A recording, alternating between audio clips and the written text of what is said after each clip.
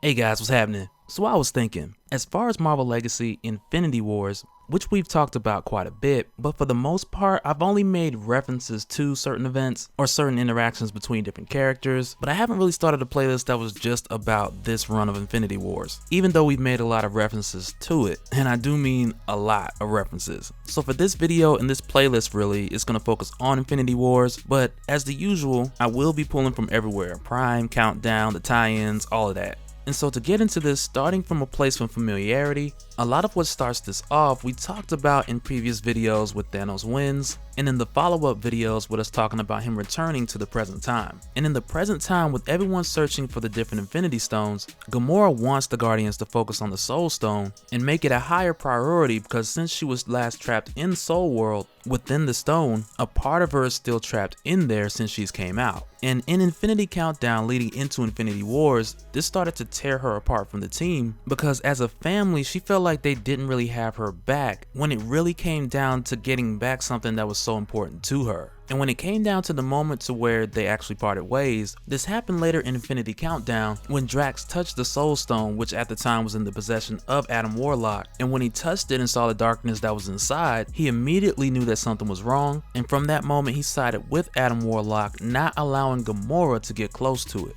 And for Gamora, that was it. That was like the moment where she was like, okay, you guys don't understand how important this is to me, and I'll just do it myself. And it was from there that she left the Guardians and the story of Requiem kind of begins.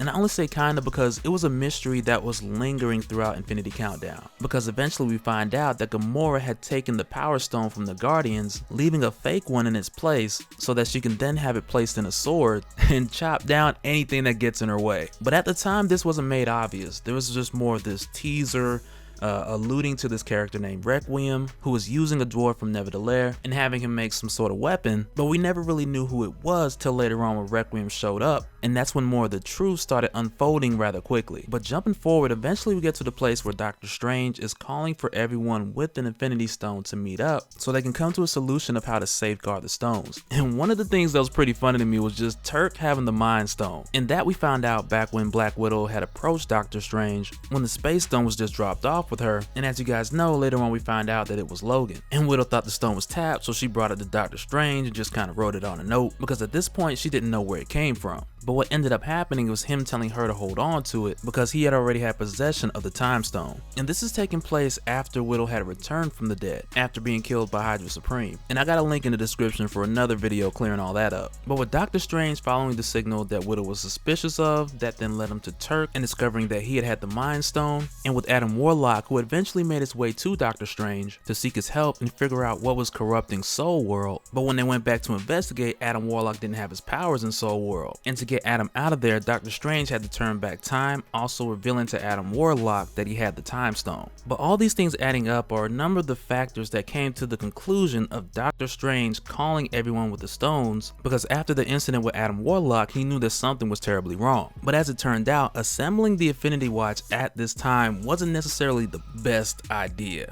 And I say that mainly because of everything that's going on in the background with Gamora doing what she feels like she needs to do to be complete again, but also free herself from Thanos for good. And this takes us to where we left off previously when Thanos returned from the future to rally up his Chitauri army in the present day and was killed on sight, which we also went into more depth about in the Thanos Returns video, where I went more into depth about this taking place. But one of the things I wanted to get more in depth about in this video is how this actually plays out into Thanos pretty much being immortal, with him understanding his role in the universe and it working through him so that every time he comes back, it's like this is what the universe wanted. Which is also a callback to this most recent time of death when he was killed by Gamora, where we had seen like a silhouette of Mr.'s death in his eyes, and it being done almost as if it was the reflection of Requiem, which I don't think is a coincidence, by the way. But when this happens, his last thought is like, I am made whole. And when we see him again in the Thor series in the God of Thunder Reborn, which is an amazing series, by the way, there's so much going on in this series. Like that 5th issue almost made my head explode, but I digress. But after Thanos died and he appeared in Hela's realm, and really just to tell her that their deal from the previous Thor series was off. And not so much that it was off, but he was saying that he fulfilled his end of the deal, and as a result he's free to move on. But what we find out in addition to that, and this is one of those things that'll be cleared up a bit more as Marvel Legacy continues to unfold and we get more explanations for these type of things. But in Infinity Wars we get a flashback flashback to Thanos and a younger Gamora, who's asking him why. Like, why all this death? Why do you do what you do? And he told her at this time it's because the universe is working through him. And even though eventually at some point in time someone will end his life, that even though that may happen, he still has achieved eternal life, like true eternal life, through the only way which he says is fathering children. And so now there's two things to keep in mind. One is his actual blood son Thane, who's currently trapped in a god quarry, but also his adopted daughter Gamora, who, in spite of doing her best to go in the opposite direction of Thanos, she's following in his footsteps and inadvertently doing the exact same thing that he did. And we'll go into more detail with that in just a little bit when we start talking about Warp World. But just before I forget to mention, the flashback between Thanos and Gamora, it also sets a marker that goes way back to what we were talking about when I first started the Thanos Wins playlist, and really speaking on that shift of Thanos' motivation not being Mistress Death from the beginning of Marvel Legacy.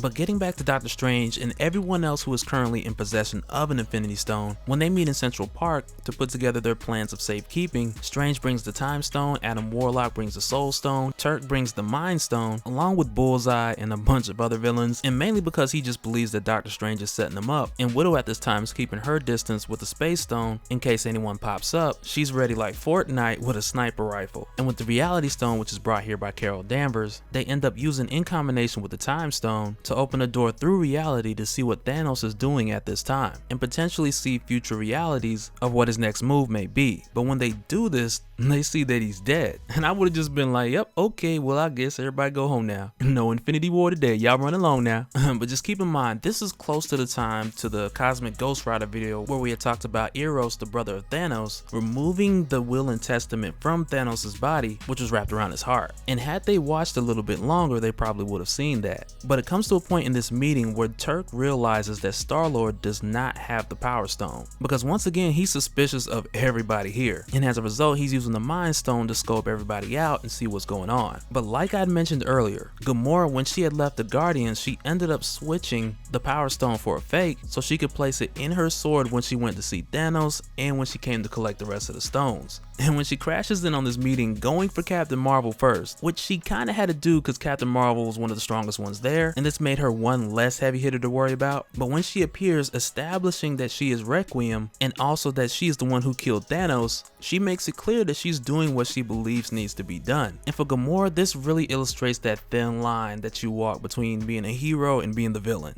Because essentially you're just one decision away from being the bad guy. And when Peter asks her if she's gonna kill him to get through to the other stones, and she does, and lucky for Peter Quill, Doctor Strange fixed this rather quickly. But with Gamora facing off with a different hero, she holds her own at first, and they eventually take her down, at least they believe. But while everybody's fighting Requiem, Doctor Strange actually grabs Turk, who has the Mind Stone, and snatches him into a little pocket dimension to where he can make a quick deal with him. And this is real smart because Strange in a way is able to fast talk him and make a deal with Turk in order to hand over the Mind Stone. But what's funny, when Strange takes Turk here, Turk's first reaction is like, man, did you drug me? But because of the urgency of time, they strike a deal to where Turk gets to keep all the money that he's made using the Mind Stone as long as he hands it over now, and Turk agrees because using the Mind Stone is a gamble that you can only play for so long, and eventually you're gonna roll the dice and crap out, and that's not a gamble that you want to take when it comes to your life. So Strange persuades him why not cash out now and hand it over before people like Requiem come knocking on your door. And so Turk, he takes the deal. Strange drops him off and returns to the fight, and Turk is kind of like, wait a minute, did he just get over on me? Like, did he just fast talk a fast talker? But in Turk's defense, he did pull the you owe me one favor on top of him handing it over. So because of that, Turk still has that one call that he can make to Doctor Strange if he needs one favor. But getting back into the fight, when it's believed that Gamora's been taken down by Captain Marvel, we find out that it's a trick that she used using the Reality Stone. And because at this time she has also the Time Stone, she then uses it to freeze time and stop Widow as she jumps through a portal trying to attack Gamora. And this is huge right here because in this moment, Gamora is walking in the same steps that her father Thanos would. And in her journey to be complete and in her journey to be not like him, she ends up being just like him. And this really just revisits everything Thanos was saying something about him going on to live forever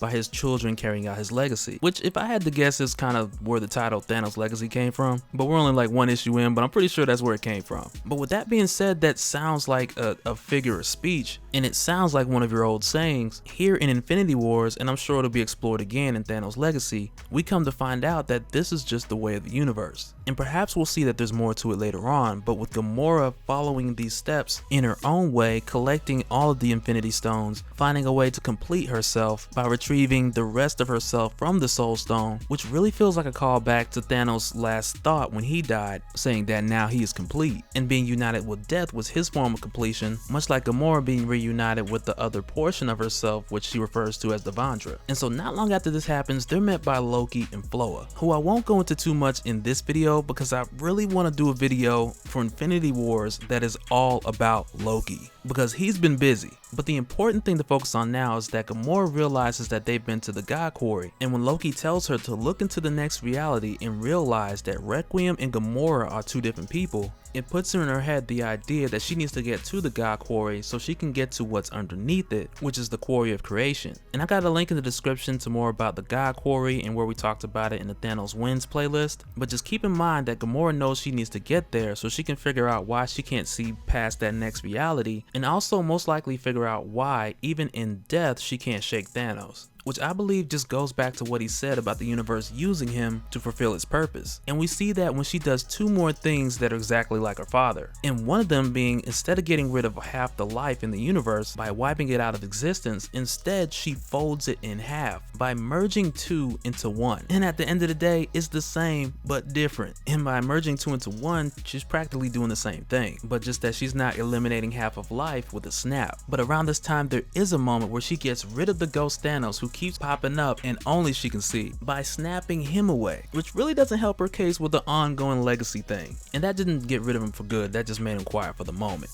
But as far as the rest of the heroes who she had placed in the Soul Stone for them to face their judgment, as she would say, she merges Lord Kinney with Scarlet Witch, the Black Panther with Ghost Rider, and it's like, man, like just there, like does she even understand how OP these characters are? But it doesn't stop there. We got Weapon Hex, Ghost Panther, and then Captain America and Doctor Strange make Soldier Supreme, Iron Man and Thor make an Iron Hammer, and it is funny that they both drink a lot, and now that they're merged, they'll probably forge a mug called Never the Liver. Or that'll take the place of Friday or something. But on top of that, you got Logan merged with Emma Frost, bringing back the Patch, and also Spider-Man and Moon Knight being merged together called Arachnite. And what gets me is like most of these combinations are like way more of a threat than any of them were individually. And can we just take a minute? Can we just take a minute to talk about Ghost Panther? And so I did a video not long ago talking about the Ghost Rider of 1 million BC, and a while back I did a video about Ghost Panther of another universe. And I just can't express how much I want to explore this character, with the Black Panther becoming a Ghost Rider, which could not happen otherwise because he cannot sell his soul to Mephisto. And that was actually a clever trick that he used on Mephisto back in one of your Christopher Priest runs. But with it being done with the Infinity Gauntlet, I'd very much like to explore this. And so now this new world, or this alternate reality if you will, Gamora's created and she's placed all the heroes here, and Loki pretty much gets and sees where everything is going, and for whatever reason he wants to be there. And his method of getting there without being merged with Floa or anyone else is that he simply just uses reverse psychology on Gamora, and it works. He begs her to take him with her to the God Quarry, he begs her not to throw him into that circus, and he knows well enough that by asking Gamora for what he doesn't want, that without hesitation she's gonna punish him by giving him the opposite, which works because she throws him right in there, right where he wanted to be. But then with Gamora, who then next heads to the God Quarry, because she knows underneath it is the Quarry of Creation, and because after sending everyone to Soul World, she now wants to create a new branch of reality, but she can't do so until she sees what's under the God Quarry. And so she tears it apart in order to get to the bottom of it and find out what's there. And I just can't help but think like, oh my god, like everything that's gonna be released from here. And out of those things, probably the most notable one being the blood son of Thanos, Thane, who Thanos had left here straight up cold-blooded, and we know for a fact when he gets back out that he would literally die to have a chance to get back at Thanos, and that pun was definitely intended. But as far as Loki, with him being in this warped world, if you will, the first place he goes to is to meet the X-Men. And he's met at the door by your Logan/Emma Frost, probably going by Logan Frost or something. I don't know, you guys let me know in the comments what that combination will come out to be. Like, go ahead, just throw some names down there. And Loki comes up with the name Diamond Patch, which is pretty funny. And I'm surprised that Logan didn't just Diamond Dallas Page him on sight. But with Loki being here, I can't help but to think that his scheme is just tying into something he's placed, or set in place rather, way earlier on. Whether he has a spy here that's claiming to be a mutant but not really a mutant, who knows? Which would be a nice connection to the hunt for Wolverine. But I do gotta say, as far as right here with Wolverine and Emma Frost merged together, I cannot wait to see Wolverine with diamond skin and adamantium claws. Like, that'll just be crazy. But that'll do it for this one, guys. There's so much more that we gotta get into as far as Loki's schemes and his plots before this point, and even some of the stuff that we've learned in the God of Thunder series, seeing Loki at the end of time at the furthest point to ever be seen in Marvel Legacy with him wielding the Necro Sword, which is just an amazing testament to his planning and calculation, and him finding a way to make things work in his favor, even if the situation isn't that favorable or doesn't go his way. But like I said, that'll do it for this one, guys. Let me know your thoughts down low, and we'll do it again on the next one. Alright, later.